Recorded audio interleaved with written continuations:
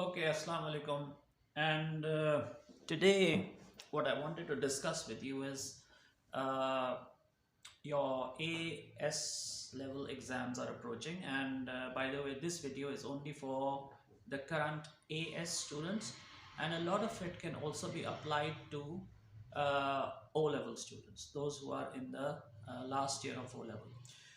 So I want to discuss what strategy you should do to spend the time that you will have on hand after your AS level exams have ended. Now, in a sense, the AS level exams have been brought forward. They usually now start in April, mid-April, maybe. And for a lot of you, your exams are going to finish in May. So those students who are thinking about applying abroad uh, or even locally, uh, please do keep in mind, first and foremost, this is something that I've always said. There is no such thing as a holiday break in A level. All right.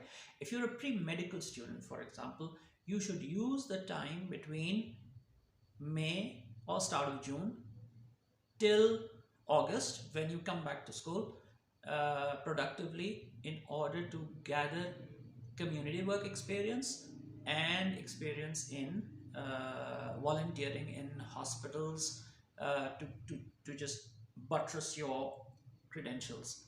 So that is for medical students. Please use your time very judiciously and use it to compel yourself to perform.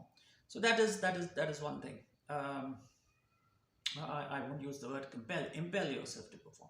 So that's the first thing. And if you are thinking about applying abroad, as many of you are thinking, then this is the time to uh, apply yourself to academic, or I should use the word curricula, as well as co-curricular pursuits. Now, what do I mean by curricular?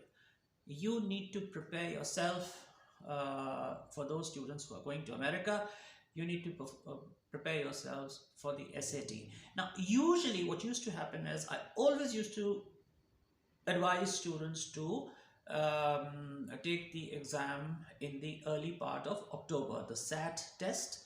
I used to advise, and I still think, because SAT is a competition exam and you need to go in very well prepared. So, why do I say that put SAT in October in your timeline? Because you are done in June, you have July, 1 month, August, September, August 2 months, September 3 months, and that's the time, about 90 days to 120 days, that you normally would require to prepare for the SAT in order to get a good score. Many students say, "Oh, we are going to give SAT this time, and then we are going to give it next time and improve our score." Why? Why do you want to do that? There is shortage of time, and with the dollar rate, it has also become expensive. So my advice always is, do it once and get a very good score. So that's the first thing.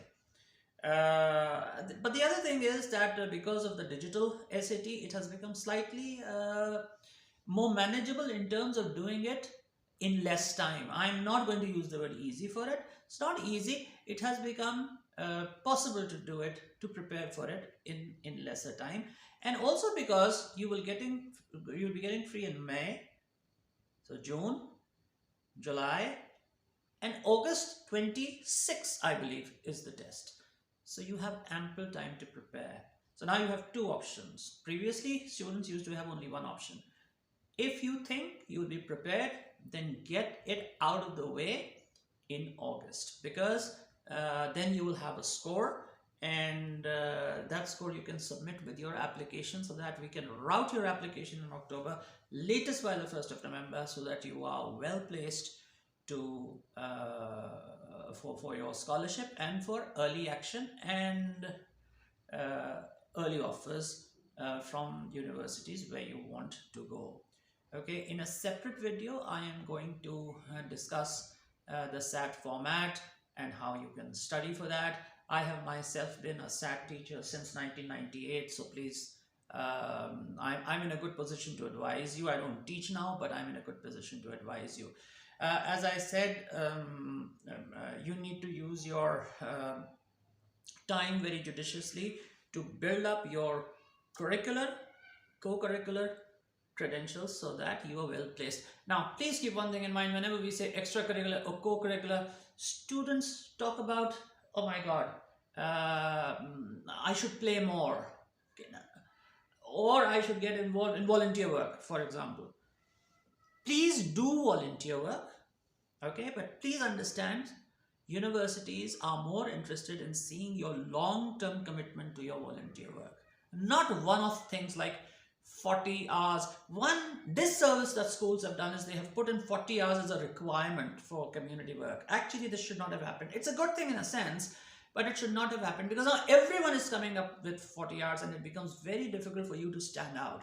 This is actually a labor of love. This is something, it should have been a passion, where you would be in a position to show your compassion towards society. That's the way it should have been. But in order to create more awareness, schools thought that they should. But that then puts everyone with 40 hours at par with everybody else, and you get very little opportunity to shine. What have you done? And where is your long-term commitment? So volunteer work and sport, please to keep one thing in mind. If you're going to America, American sports are a lot more competitive than our sports. They are difficult. They are very athletic. Think about American football. Think about all these games, baseball, in which people actually get hurt. And so will you be able to compete at that level? And if you've played sport also, what level have you played at? District level, city level? That counts. It becomes competitive, shining out as a. But please think about other skills that you can develop. Learn a language. Please try to learn a language. Unfortunately, in our country, people do not attach that much importance to language. It's very important. Learn a language. There are 4 languages which are really helpful. English, of course, improve it. There's always room for improvement. Second, Arabic. Look at the world and see the Arabic belt. 3, Spanish. 4, French. We talk of Germany, we talk of Russia, but there is a large population in Russia that speaks French. There are big pockets of French-speaking population scattered throughout Europe. So French is still an important language. Spanish, just look at the Spanish belt. It starts from Spain and goes on to South America. It's a United Nations language. So try to learn a language. Now that is a definite skill. You can work as a translator, you can work as a teacher, and you can supplement your income when you are studying abroad. Okay, French will help you definitely in Canada. It helps you gain more points if you want to migrate to Canada. So think in terms of that. Language is a definite skill. Write, get published, learn to write. Develop these things in your summer break, in your holidays, and volunteer to work somewhere. Get some internship experience. Give SAT. And start preparing for your admission tests from right now, because keep in mind, in A2 you will have a lot of pressure to deal with. Okay, I hope this was useful. You have any further questions, please do put them in the comment section. And once again, I'm going to request you that most of my communication will be through this channel, so please do subscribe to it. All right, thank you very much indeed. See you soon, and very good luck for your upcoming exams.